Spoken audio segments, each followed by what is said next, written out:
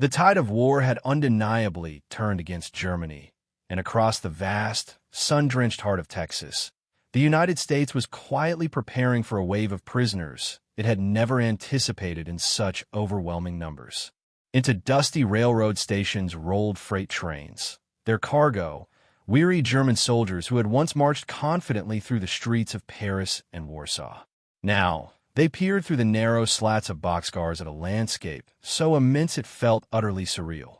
They braced themselves for punishment, starvation, and vengeance. They expected to be treated as nothing less than monsters. Instead, what awaited them was an unsettling tableau of order, efficiency, and the bewildering calm of a people who seemed to harbor no animosity. As the train doors hissed open at Camp Bowie, nestled near Brownwood, Texas, the first sensation to assault them was the heat. It was a dry, pulsing warmth that carried the distinct scent of mesquite and diesel, an alien perfume compared to the battlefields of Europe. Beyond the platform, rows of white wooden barracks stretched with a geometric precision, neat as chess pieces, each window framed in army green. Barbed wire glinted fiercely in the harsh sunlight, yet behind its intimidating coils, there were no bayonets poised or snarling guards. Only American soldiers, comfortably clad in khaki, casually sipping coffee from tin mugs. Some offered tentative, curious smiles as the Germans shuffled down the ramps in silence, their boots crunching on the unfamiliar red dust. For these bewildered prisoners, it was akin to stepping onto another planet entirely. Their initial impression was one of profound confusion. These were certainly not the swaggering, cruel victors depicted in their propaganda posters. There was no hint of vengeance in their demeanor. A young sergeant, barely 20, called out in halting German, "Welcome, fellows. You'll get food and shower soon." A few prisoners of war laughed bitterly, convinced it was a cruel jest. But then came the steaming bowls of beef stew, thick slices of white bread, and cups of hot coffee served from large, insulated urns. It was no trick. The Americans were feeding them before even beginning interrogations. For men who had subsisted on moldy bread in the field, this unexpected bounty felt simultaneously merciful and deeply humiliating. The camp itself operated with the precision and amenities of a small, functioning city. Electric lights glowed brightly in the evenings. The showers delivered hot water, a luxury unknown for months. There were regular medical inspections, comprehensive dental checks, and even lectures on camp rules, delivered through translators who spoke impeccable German. "You are soldiers, not criminals," one interpreter stated clearly. "Behave with discipline, and you will be treated with respect." That singular sentence echoed in their minds, a radical departure from everything they believed. Respect for prisoners? It flew in the face of all they'd been told about the Americans, the supposed barbarians who had unleashed incendiary bombs on Hamburg and Dresden. Some of the men still bore the sun-faded insignia of the Afrika Korps on their uniforms, remnants of desert campaigns. Others had fought in Italy or Normandy, their eyes hollowed by months of relentless retreat. Oberleutnant Becker, an officer among them, later confided in his diary, "They do not shout at us. They do not strike us. They even apologize when counting us. Perhaps they wish to shame us with kindness." To a man rigorously trained in obedience and fear, this unexpected civility was profoundly disarming. The enemy, it seemed, was behaving as if the war were already over. Days drifted by in a strange, almost surreal routine. Mornings were filled with work details, clearing brush, repairing fences, or helping local farmers pick cotton and mend barns. The guards, though watchful, maintained a relaxed demeanor. They spoke of baseball, of girls back home, of mundane American life. They allowed the prisoners to read German-language newspapers and even form orchestras. It was a bizarre kind of civilization existing behind barbed wire, leaving the men unsure whether to feel grateful or subtly mocked. One night, Becker overheard two Americans arguing about baseball scores and found himself chuckling quietly. The sound startled him. It had been many months since he had heard laughter that wasn't forced or derisive. Yet, beneath this facade of civility, An underlying unease persisted, something the Germans couldn't quite articulate. It manifested at night when the camp fell silent. Beyond the outermost fences, in the vast, rolling darkness, came the low, heavy sound of measured breathing. Then a muffled growl, a sound too rhythmic to be truly wild, too close to be distant. Men turned restlessly in their bunks, straining to listen. "Hund," someone whispered, the German word for dog. "Dogs!" By morning, rumors had swept through the barracks. The Americans had dogs guarding the perimeter. Not just any dogs, but massive, disciplined creatures, mostly unseen. The prisoners peered through cracks in the fence during roll call, scanning for any movement. They saw only shifting shadows and the occasional glint of eyes deep in the grass. Then, one afternoon, as the sun dipped low and painted the sky in fiery hues, they caught their first unambiguous glimpse. A patrol passed by, 2 American MPs, and striding purposefully beside them, 2 enormous black and tan dogs. Muscles rippled under their sleek coats, the animals moving with an almost silent grace. They did not bark. Every step was perfectly matched to their handlers. For the German soldiers, the sight struck them with the force of a physical blow. They recognized that formidable shape, that powerful gait, those deep-chested silhouettes that were so distinctly linked to their homeland. Rottweilers. For a long, stunned moment, no one spoke.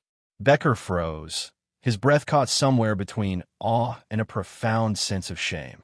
"Mein Gott," someone muttered behind him, the words heavy with disbelief. "They're ours." The Americans called them by English names like Rex and Duke, but their lineage was unmistakable. German dogs, now bearing American insignia. The irony cut deep. This was the same breed once used to patrol concentration camps, now protecting captives from harm. It was a living, breathing symbol that their world had indeed been turned upside down. That night, the camp buzzed with uneasy conversation, a cacophony of conflicting emotions. Some prisoners were outright angry. How could the Americans so brazenly twist a proud German breed into a mere tool of their victory? Others, however, saw something even more unsettling. The Americans treated these powerful dogs not with fear or brutality, but with genuine affection. They patted them, spoke softly to them, even shared bits of their rations. These formidable beasts were not just symbols of raw domination. They embodied a more subtle control, a quiet, disciplined strength. One guard was seen scratching affectionately behind a Rottweiler's ear, and the animal leaned into his leg with palpable trust. Becker watched from a distance, a tightness in his chest. Even the dogs, he thought, are freer here than men were in Germany. In the weeks that followed, the dogs became an enduring, almost elemental presence. Their rhythmic footfalls marked the passage of time. Their silent patrols drew invisible lines, sharply delineating the boundaries between captivity and a freedom that was just beyond reach. The Germans slowly began to respect them, and in some unspoken way, even to envy them. And at night, when the wind carried faint, distant barks across the vast prairie, men who had once dutifully shouted, "Heil Hitler," now whispered to each other about the sheer absurdity of it all. The Reich collapsing under relentless bombs, while its loyal hounds guarded fields of Texas cotton. By mid-August, more trains arrived, bringing new prisoners who inevitably asked the same questions, stared at the same powerful animals, and felt the same stinging disbelief. Word circulated through the camp that these dogs were fed choice steak scraps, brushed daily, and regularly treated by veterinarians. Some Germans scoffed bitterly. "They care more for a dog than Berlin cared for its wounded," one remarked. Others fell silent, knowing with a chilling certainty that it was true. For the first time in years, many of these men began to grapple with a profound question. Was strength truly measured in cruelty, or in discipline, restraint, and an unexpected mercy? When the bugle sounded for lights out, Becker lay awake, staring blankly at the ceiling. Outside, he could faintly hear the soft jingle of a chain, the pad of paws on the dry earth. The thought that something inherently German had found a new home in the land of its conquerors was at once unbearable and strangely comforting. He closed his eyes, the sound slowly fading into the vast Texas night. Somewhere beyond the fence, a Rottweiler paused, its head cocked, listening to the same wind that carried whispers from across the distant ocean. And for the first time, Becker wondered not merely how he had lost the war, but more profoundly, what kind of people he had lost it to. Morning arrived with a pale wash of Texas light, the kind that seemed to soften everything except the unvarnished truth. Inside Camp Bowie, the prisoners stood in line for roll call. The air was already warming, and fine red dust rose from the ground like faint smoke. Beyond the fence, they observed the same patrols as yesterday. American soldiers, tall and casual, their rifles slung easily across their shoulders. But this morning, the eyes of the camp were not fixed on the guards. They were riveted on the animals walking silently beside them. Two immense Rottweilers, their coats gleaming black and copper under the brightening sun, their movements deliberate and almost spectral, like shadows given tangible form. For the Germans, it was like staring into a reflection of themselves, tragically warped by defeat. The breed was unmistakably theirs, born in the rolling hills of Rottweil, originally bred by butchers as powerful Metzgerhund to drive cattle and guard valuable gold. Symbols of German discipline and uncompromising power. To see them now on American leashes, responding obediently to English commands, was a small, fur and muscle-wrapped humiliation. Even our dogs have changed sides, one prisoner muttered bitterly, his voice barely audible above the morning wind.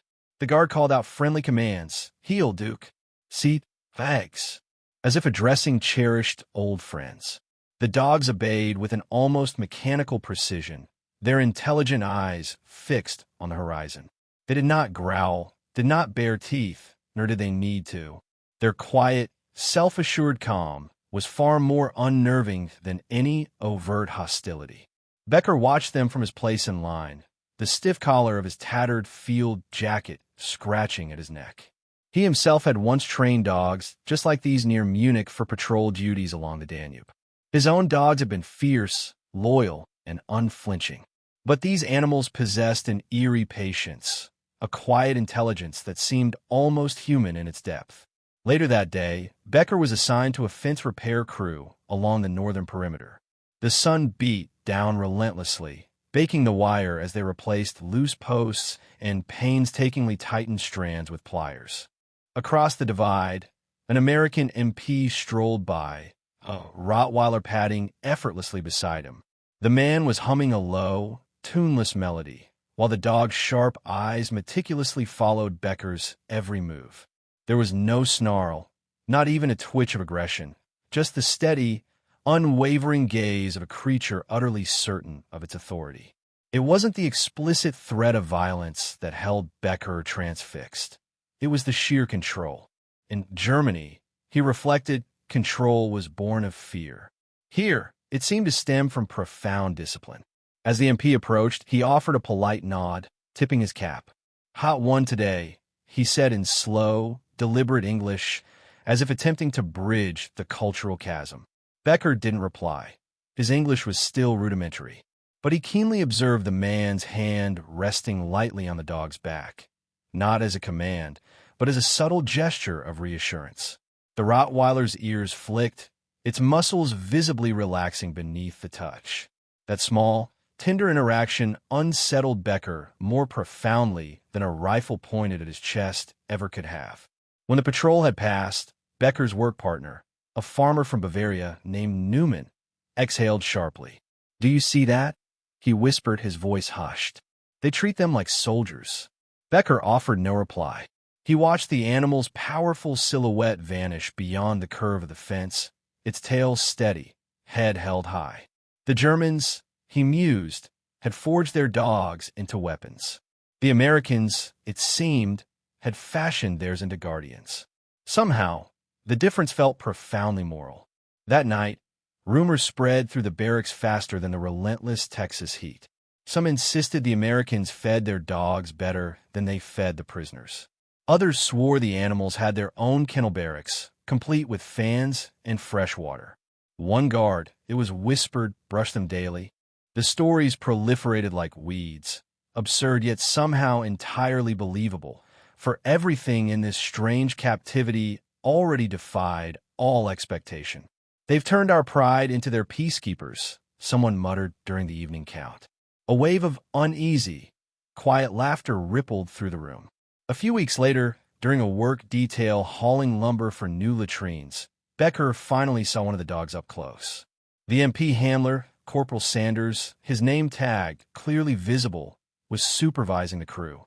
The Rottweiler beside him lay comfortably in the shade, panting softly, its massive chest rising and falling with a slow, powerful rhythm. Becker found himself glancing towards it involuntarily. The dog met his gaze, then tilted its head, an expression of genuine curiosity in its dark eyes.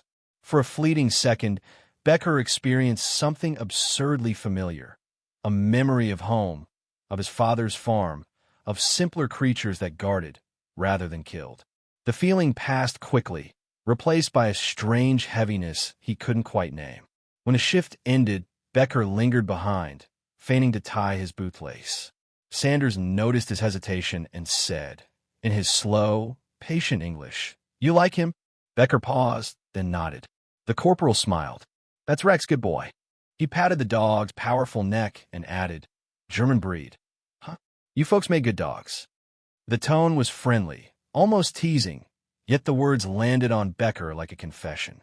He looked away, a flush rising in his cheeks. For years, they had been told Germany produced the best of everything: cars, guns, soldiers, dogs. Now, even that deep-seated pride had been subtly leashed by the enemy. As weeks slowly stretched into months, the dogs became potent symbols the men simply couldn't ignore. Every evening, they observed the patrols move with clockwork precision, human and animal in perfect synchronicity, both confident, neither exhibiting cruelty. The fence, once a stark reminder of their defeat, gradually began to appear as a dividing line of contrasting philosophies. On one side, control born of fear.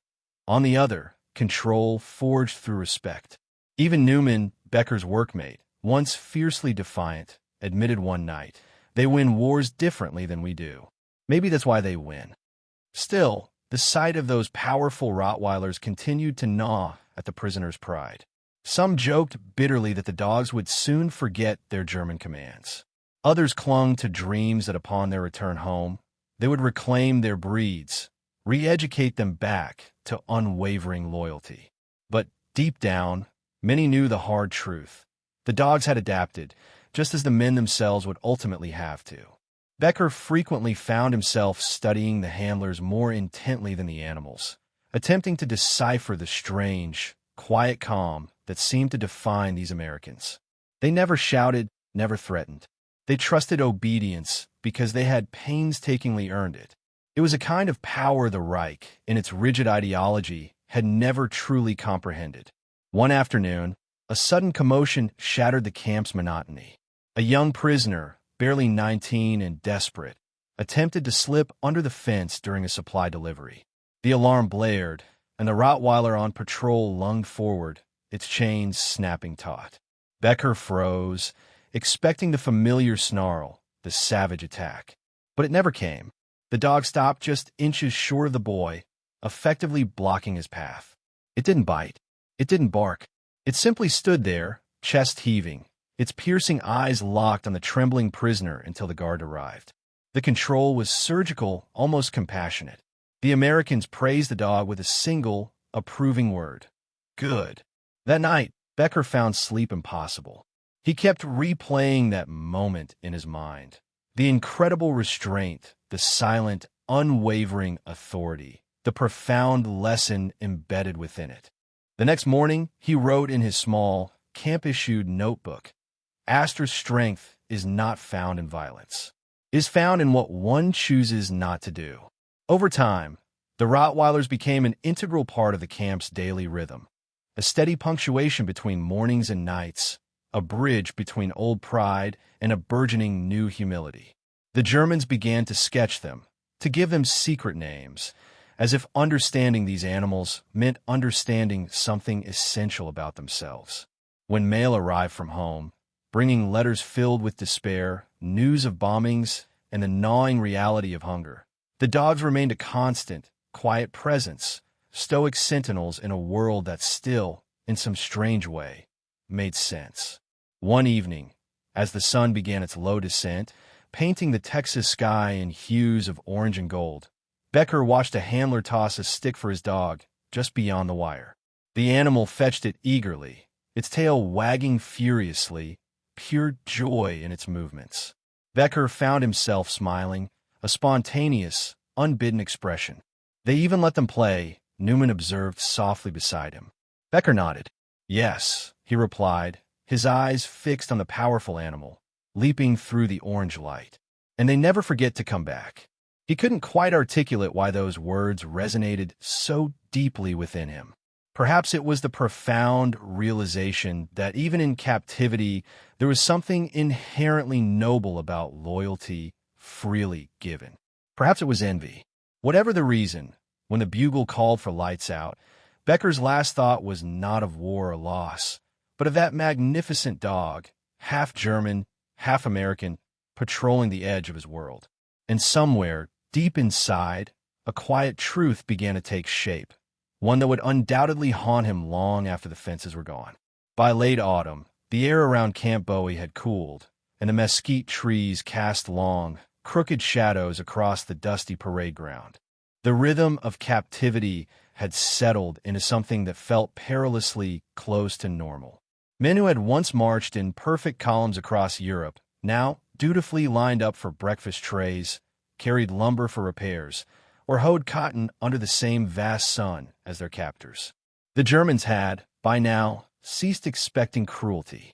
In its unexpected place, they found something far stranger, routine kindness. It manifested in small, almost imperceptible forms. A guard offering a shared cigarette, a medic carefully patching a blistered hand, a quiet voice saying, "Take your time, soldier." That last word, soldier, was what caught them most off guard. They were still being addressed as soldiers, not simply prisoners, as if their inherent dignity had inexplicably survived the surrender. For Becker, this subtle transformation had been slow, almost invisible in its progression. The days blurred into an endless cycle of work details, roll calls, and the same quiet jokes whispered in the barracks at night. Yet, somewhere between the clang of dinner trays and the low, reassuring bark of dogs beyond the wire, something deep inside him began to thaw. He started speaking more English, tentatively asking the guard questions. The Americans responded easily, their tone casual, almost teasing. "We're just doing a job, same as you did," one remarked. "Difference is, ours pays better." Becker laughed, startled by how natural and unforced the sound felt. Laughter, he realized, was a rare language exchange between enemies. The Rottweilers, too, had undergone a change in his perception. What had initially stirred feelings of humiliation now sparked something closer to fascination. Each patrol passed with predictable grace, animal and handler moving in perfect harmony. The Germans had learned the dogs' routines, their individual temperaments. Becker knew one by its gait alone, a younger dog, broad-headed with a small white patch on its chest. The handler called him Bruno. Whenever the work crew was stationed near the motor depot, Becker often saw Bruno lying comfortably under the shade of a truck, his tongue lolling in the heat, eyes half closed. The MP, a stocky man from Kansas named Miller, would scratch behind the dog's ears and mutter, "Good boy," keeping watch. Becker admired how effortlessly command and affection coexisted in that single gesture. One afternoon, Miller surprised him again. As Becker meticulously stacked lumber, the MP approached, carrying a tin bowl. "Water for the men," he said, setting it down near the crew. Then, almost as an afterthought, he added, "And for him, too." Bruno padded forward, sniffing the rim before lapping up the cool water. Miller chuckled softly. "See, he's German, but he drinks Texan." Becker offered a faint smile, unsure if it was a joke or a genuine olive branch. In that singular moment, the line between enemy and friend blurred irrevocably. The dog drank from the same bowl they did, and nobody questioned it. In the evenings, the camp's atmosphere softened palpably. The guards shared cigarettes. The prisoners sang, their voices low and melodic. From the guard tower, an MP might hum along quietly. The Rottweilers dozed near the gate, their chains slack, their loyalty utterly unquestioned. It was a strange kind of peace, born not of surrender, but of a growing, mutual understanding. Becker began writing letters home, attempting to describe it all. "They do not hate us," he wrote to his mother. "They treat even their dogs with fairness. I think this is their secret weapon, order without cruelty." He folded the letter carefully, uncertain if the censors would ever allow it to pass. The camp chaplain, an old Methodist minister with kind, tired eyes, visited the barracks each Sunday. He brought worn Bibles and a tone that never judged. Some Germans attended simply to feel human again, to hear words that weren't barked as orders. One morning, as Becker passed the small chapel tent, he saw Miller kneeling beside Bruno, bowing his head during the prayer.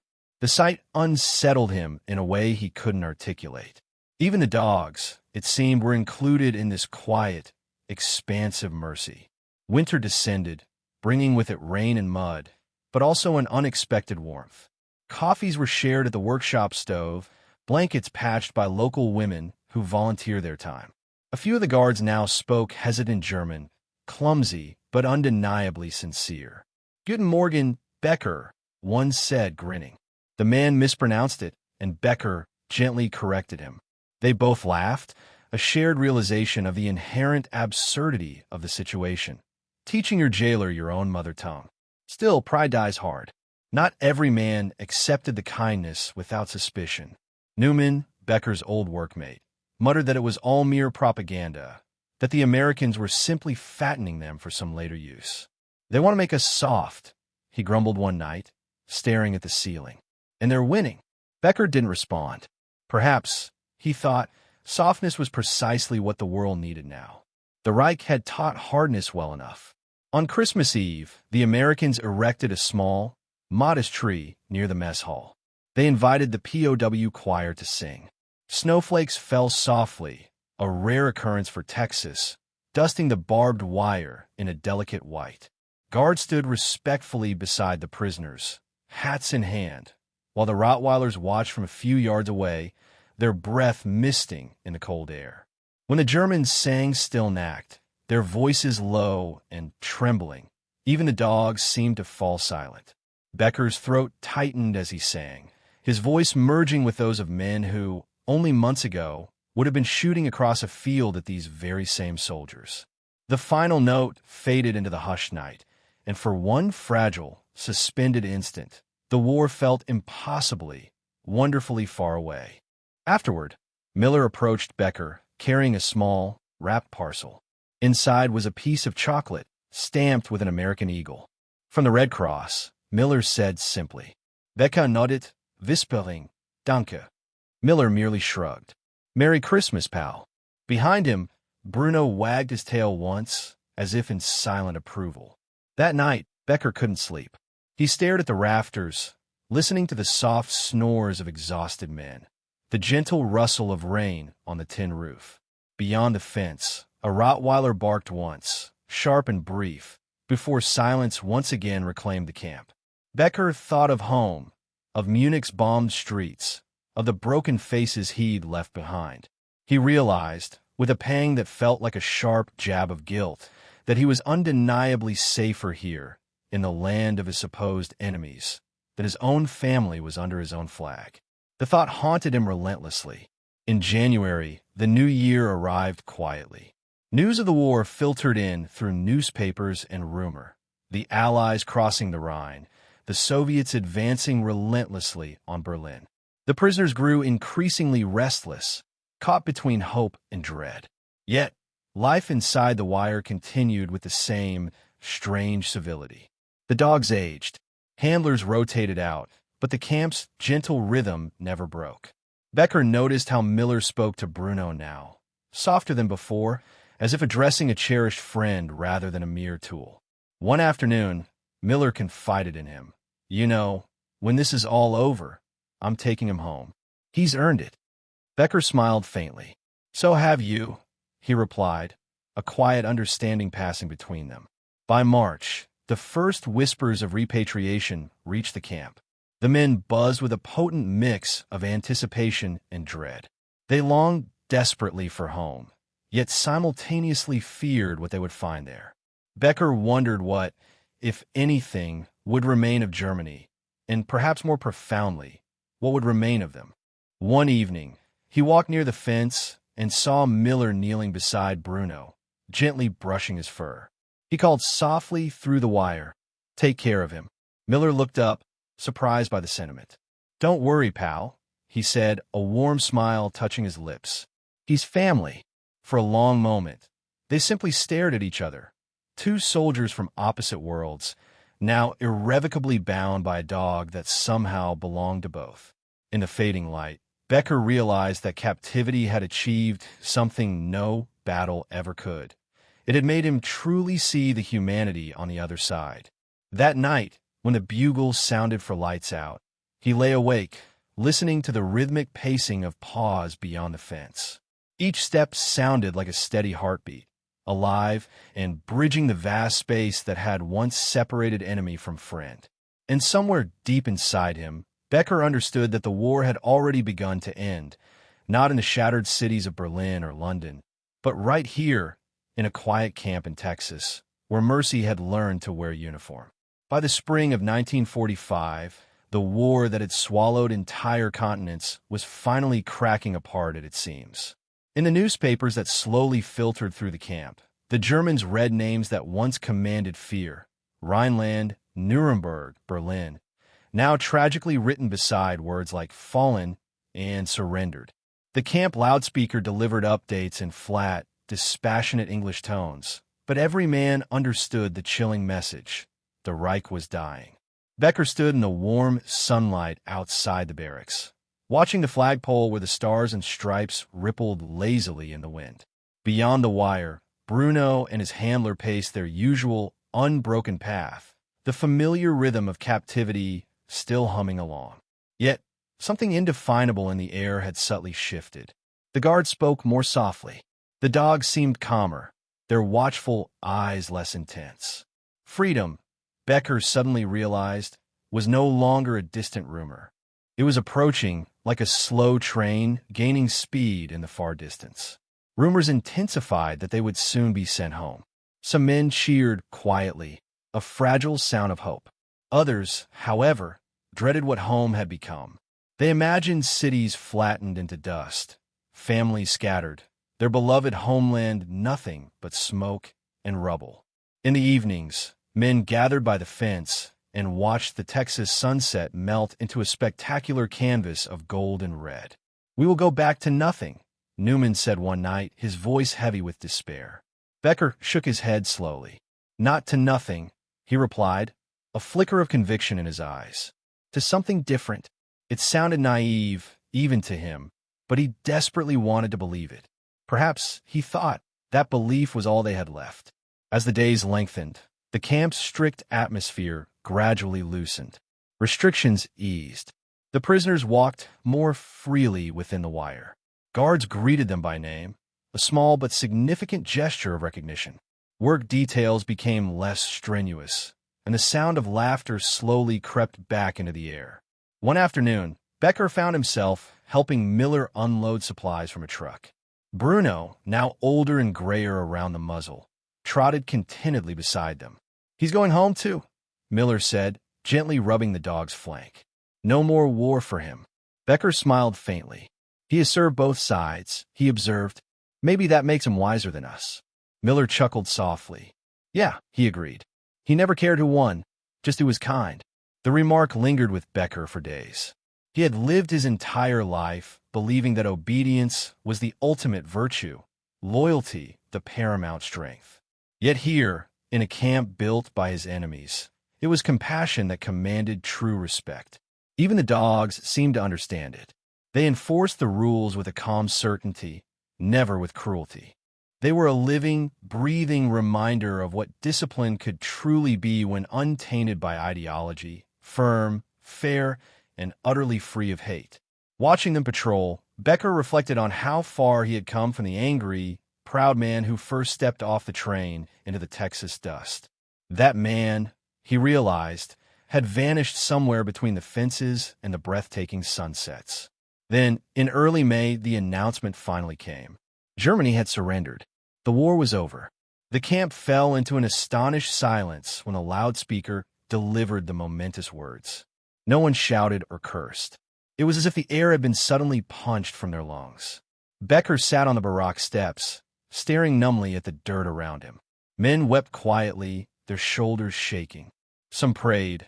Others just stared, hollow-eyed, into the vast distance. Miller approached later with a cup of coffee, setting the steaming mug gently beside him. "Guess that's that," he said softly, his voice tinged with a quiet finality. Becker nodded, his own voice barely a whisper. "So it ends." Miller looked at him for a long moment. Then, with a profound shift in tone, replied, "Nah, now it starts." In the days that followed, the Germans helped dismantle parts of their own captivity. They systematically took down fences, meticulously cleaned barracks, and carefully packed supplies. For the very first time, Becker walked beyond the wire without a guard beside him. The open air felt both exhilarating and terrifying. He realized how accustomed he had become to boundaries, how safety had subtly begun to resemble confinement. Freedom, he thought, demanded a kind of courage he hadn't needed while in chains. One morning, as the last transport trucks prepared for departure, Becker found Miller and Bruno waiting at the gate. The dog sat calmly beside his handler, its tail occasionally brushing the dirt. Miller extended his hand. "Safe trip, Becker," he said, his grip firm. Becker hesitated for a moment, then clasped it firmly.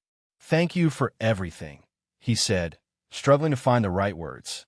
"For how you treated us. For how you treated him." He nodded towards Bruno. Miller smiled faintly. "He's a good judge of character," he replied. "He like you fellas." Becker's eyes lingered on Bruno, a silent farewell. "In Germany, they taught us to make him fierce," he said quietly, almost to himself. "Here, you taught him to be fair." Miller looked down at the dog and shrugged, a gesture of quiet wisdom. Same training, different heart. The whistle blew, a sharp, piercing sound. Becker stepped onto the truck bed, turning for one last look. Bruno stood watching him, head slightly tilted, as if memorizing the shape of his departure. For a single, suspended heartbeat, man and dog regarded each other across the space that had once profoundly divided captor and captive. Then the truck jolted forward, and the camp began to shrink behind him. The neat rows of barracks, the guard towers, the rippling flag. In the distance, the Rottweiler turned and trotted faithfully after his handler, disappearing into the golden sunlight. The journey home was long and profoundly uncertain. Through Louisiana, then the Carolinas, and finally across the Atlantic to Le Havre, Becker witnessed the widespread ruin of war everywhere he looked. Ports shattered, cities ghosted by fire. Yet, something deep inside him remained still, an unexpected calm. At night, when the ship's engines hummed their steady rhythm, he could almost hear the familiar pad of paws on the Texas earth, steady and patient. It reminded him of a promise unspoken, a kind of mercy that transcended nation or uniform. Months later, back in Munich, Becker found his home a mere skeleton of what it had once been. The streets were gray with dust, the windows gaping like empty eyes. His mother's letter, smudged and with trembling handwriting, awaited him at a neighbor's house. Thanking God he had survived. He walked the empty, scarred lanes, feeling both foreign and strangely familiar. Everywhere he looked, he saw ghosts of orders obeyed too well, the bitter legacy of unquestioning loyalty. He thought of the Americans, of Miller's easy kindness, of the way they had called him soldier without a trace of contempt. Most of all, he thought of the dogs, their silent discipline, their steadfast refusal to hate. One evening, while passing a ruined butcher's shop, he paused at the sound of soft barking. A Rottweiler pup, thin and trembling, was tied near the door. Becker crouched down, untied it, and gently lifted the small body into his arms. The dog licked his wrist once, trusting him instantly. Becker smiled, the first genuine smile he'd worn in months. "You'll do better," he whispered in German, his voice soft with emotion. "We both will." In time, the little dog became his constant companion. Becker trained it as he had in the old days, but differently now. There were no harsh words, no forced submission, only patience, calm repetition, and quiet authority. Neighbors occasionally chuckled, remarking that he spoiled the animal. He didn't care. When the dog followed him through the war-torn streets, people often smiled at the sight. A former soldier and a once-feared breed walking side by side through the rubble of a fallen empire, together building something gentler from the ruins. Years later, in interviews with historians, Becker would describe Camp WWII as the strangest kind of victory. He said the Americans had conquered him not with force, but with profound decency. "They treated us like men," he recounted, "and in doing so, they reminded us how to be human again." Sometimes at night, he still dreamed of Texas, the dust, the barbed wire, the distant barking in the dark. He would wake with tears in his eyes, unsure if they were for what he had lost or for what he had, against all odds, found. Because in that camp, so far from home, he had learned the most unexpected truth of all, that mercy, once given freely, never truly ends. It travels like a well-trained dog, across borders and through the years, faithfully guarding what is left of the human soul.